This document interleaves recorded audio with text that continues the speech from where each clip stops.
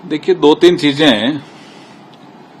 कुछ कांग्रेस के एमपी भी बोल गए, कुछ हमारे अपोजिशन के एमपी भी बोल गए, कुछ लोग भी ऐसा बोल गए कि ये संविधान के अनुसार बिल नहीं है और संसद को अधिकार ही नहीं है पास करने का।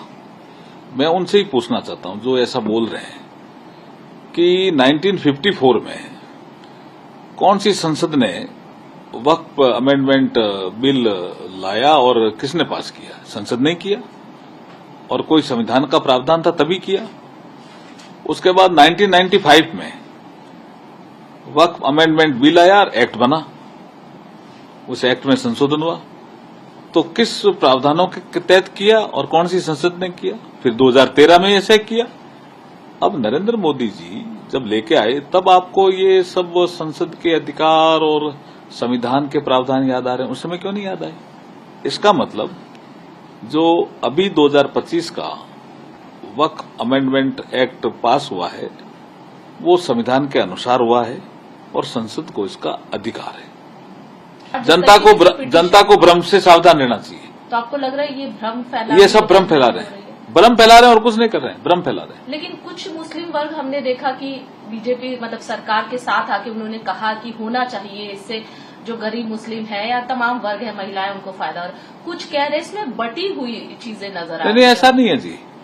जो समर्थन कर रहे हैं उन्होंने इसको पूरा एक्ट को पढ़ लिया, उनको लगा, सचर कमेटी की रिपोर्ट पढ़ ली।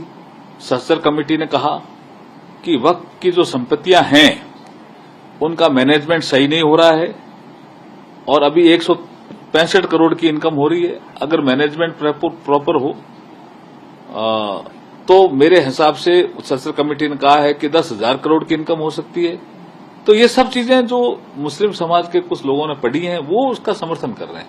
वो कहते हैं अगर इनकम बढ़ेगी, अगर 10,000 करोड़ की इनकम होती है तो गरीब महिलाओं के लिए स्किल डेवलपमेंट के सेंटर खुलेंगे, कुछ छात्रवृत्ति का प्रावधान होगा, स्टाइपेंड का प्रावधान होगा, और जो हाथ का हुनर जानते हैं मुस्लिम समाज के लोग, उनका हुनर अगर बढ़ेगा तो उनकी इनकम भी बढ़ेगी, ऐसा वो महसूस करते हैं। एक सवाल सर, पार्लियामेंट में बहुत ही शांतिपूर्वक पास हो गया, लेकिन अब दिल्ली में एक पूरा सम्मेलन चल रहा है वक्फ कानून के against amendment bill. Samajwadi party, Asaduddin Owaisi, तमाम नेता एक साथ हो रहे हैं। आपको लगता है कि ये क्या है? क्या ये सब भ्रांतियां फैला रहे हैं। हाँ। इसलिए भ्रांतियों से सावधान रहना चाहिए जनता को भी।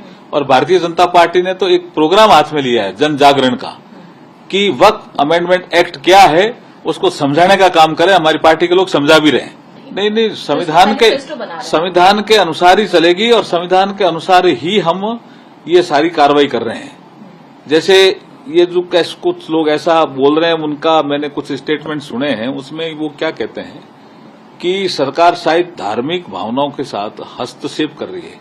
मैं आपको क्लियर करना चाहता हूं कि धार्मिक भावनाओं से वक्फ अमेंडमेंट एक्ट का कोई लेना देना ही नहीं है।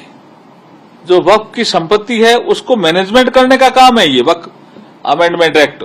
और जो धार्मिक भावनाएं के अनुसार जो मुस्लिम समाज को आचरण करना है, उनकी भावनाएं भी, उनकी धार्मिक स्वतंत्रता भी सुरक्षित भी है और संरक्षित भी है। तो आपको क्या लगता है सर, चूंकि आप कानून भ्रम फैला रहे हैं जी, इसीलिए